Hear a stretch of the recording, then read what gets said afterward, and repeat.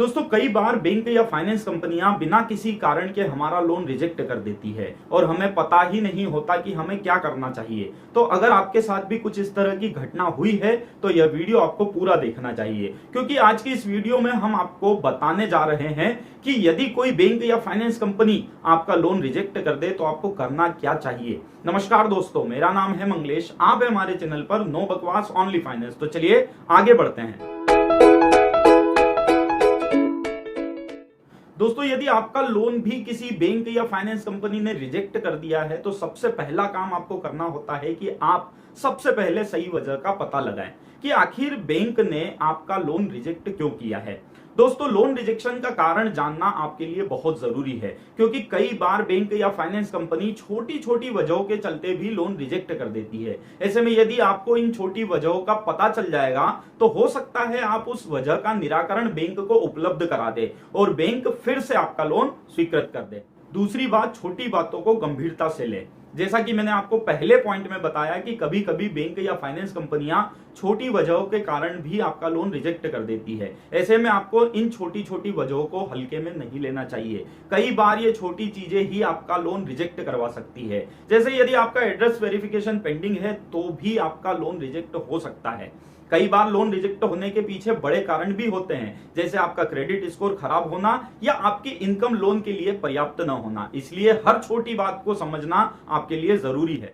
आपके loan rejection के बाद ध्यान रखी जाने वाली तीसरी बात है आपकी कम इनकम। दोस्तों जैसा कि मैंने आपको पिछले पॉइंट में बताया, कई बार बैंक आपकी कम आमदनी या इनकम की वजह से भी लोन रिजेक्ट कर देती है। तो ये एक बड़ी वजह है लोन न होने की, क्योंकि बैंक मुख्य तौर पर आपकी इनकम देखकर ही लोन स्वीकृत करती है। बैंक अपने मापदंडों के हिसाब से ये देखती है कि आप उस लोन को चुका पाने में सक्षम हैं या नहीं, जो लोन आपको दिया जाएगा। ऐसे में वो आपकी इनकम का आकलन करती है। इसलिए यदि आपकी इनकम चाहे गए लोन के अनुरूप नहीं है तो आप परिवार के किसी अन्य कमाई वाले सदस्य के साथ ज्वाइंट लोन के लिए आवेदन कर सकते हैं। चौथी बात, खराब क्रेडिट स्कोर। लोन रिजेक्शन का सबसे बड़ा कारण है क्रेडिट स्कोर। जी हाँ दोस्तों, यदि आपका क्रेडिट स्कोर खराब है तो बैंक आपको बिना बताए ही लोन रिजेक्ट कर देती है।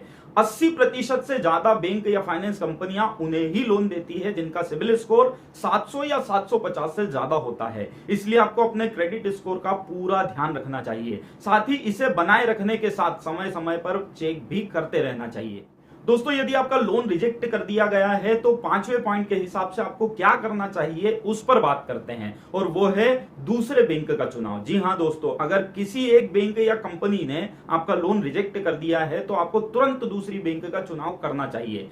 सबसे पहले जहां आपका बैंक अकाउंट है वहीं लोन के लिए आवेदन करना आपके लिए फायदेमंद होता है। जब आपका बैंक लोन देने के लिए मना कर दे तो आप दूसरे बैंक में लोन आवेदन करने का विकल्प चुन सकते हैं। ज्यादातर देखा गया है कि ग्रामीण बैंक या सहकारी बैंक आसान तरीके से और जल्दी लोन देते हैं, तो इन बैंक में लोन मिलने की संभावनाएं भी ज्यादा होती है, तो आप यहां ट्राई कर सकते हैं।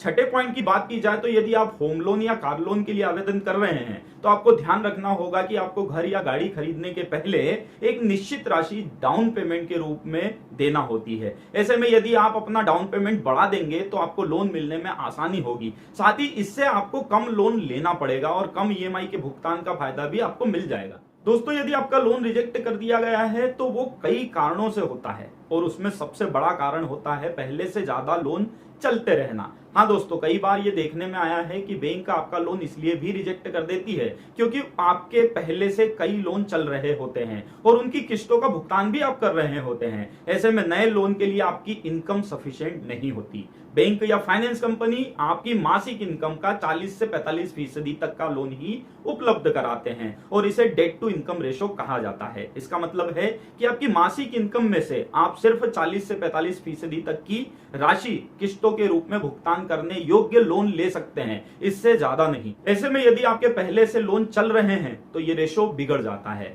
तो आपको पहले से चल रहे लोन बंद कराने के बाद ही नए लोन के लिए आवेदन करना चाहिए।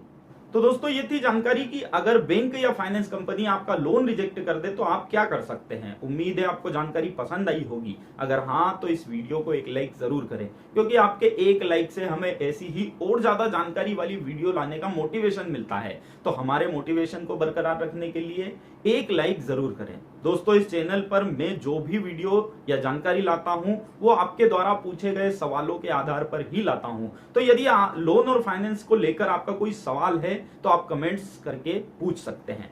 अभी तक भी आपने हमारे चैनल को सब्सक्राइब नहीं किया है तो प्लीज चैनल को सब्सक्राइब कर ले और बेल आइकन को भी हिट कर दे, ताकि ऐसी ही इंफॉर्मेटिव वीडियो आपको मिलती रहे। अगली बार ऐसी ही किसी नई जानकारी के साथ फिर से मुलाकात होगी। तब तक के लिए जय हिंद, जय भारत।